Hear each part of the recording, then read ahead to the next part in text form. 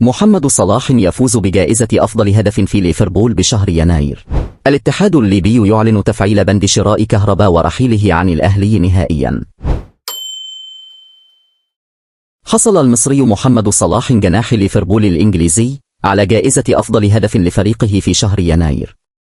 وخاض محمد صلاح 34 مباراة مع ليفربول خلال الموسم الجار، وسجل خلالها 26 هدفا وساهم ب18 تمريرة حاسمة.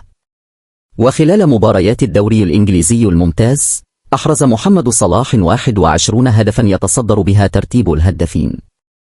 وأعلن ليفربول فوز محمد صلاح بجائزة أفضل هدف في ليفربول لشهر يناير عن هدفه في شباك إبسويتش تاو. سجل محمد صلاح الهدف الثاني لليفربول في فوز الفريق بنتيجة من 4-1 أمام إبسويتش تاون في الدوري الإنجليزي الممتاز على ملعب أنفيلد. وفاز محمد صلاح بتصويت الجماهير، حيث كان يتنافس على الجائزة مع هدف ترينت ألكسندر أرنولد أمام أكرينغتون ستانلي، وكودي جاكبو أمام مانشستر يونايتد، ودومينيك سوبوسلي أمام إبسويتش تاو، وفيديريكو كيزا ضد أكرينغتون ستانلي.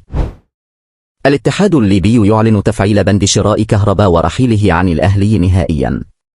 كشف نادي الاتحاد الليبي حقيقة تفعيل بند شراء مهاجم الفريق الأول لكرة القدم محمود عبد المنعم كهربا من الأهلي. وكان كهربا قد انتقل إلى الاتحاد الليبي في سوق الانتقالات الشتوية الماضية على سبيل الإعارة حتى نهاية الموسم، مع وجود بند أحقية شراء النهائي. وتألق كهربا سريعا مع الاتحاد الليبي وسجل هدفا، مما أدى إلى انتشار أنباء عن إمكانية تفعيل بند أحقية الشراء لمدة موسم ونصف. وتواصل بطولات مع رئيس نادي الاتحاد الليبي محمد إسماعيل لمعرفة حقيقة الأمر، حيث قال: لقد فعلنا الشرط مع الأهلي، وتم التعاقد مع محمود كهربا نهائيا لمدة موسم ونصف، وبذلك يرحل كهربا عن الأهلي بعد سنوات عديدة شهدت تتويجه بالعديد من الألقاب، مثل دوري أبطال إفريقيا والدوري المصري وبرونزية كأس العالم للأندية.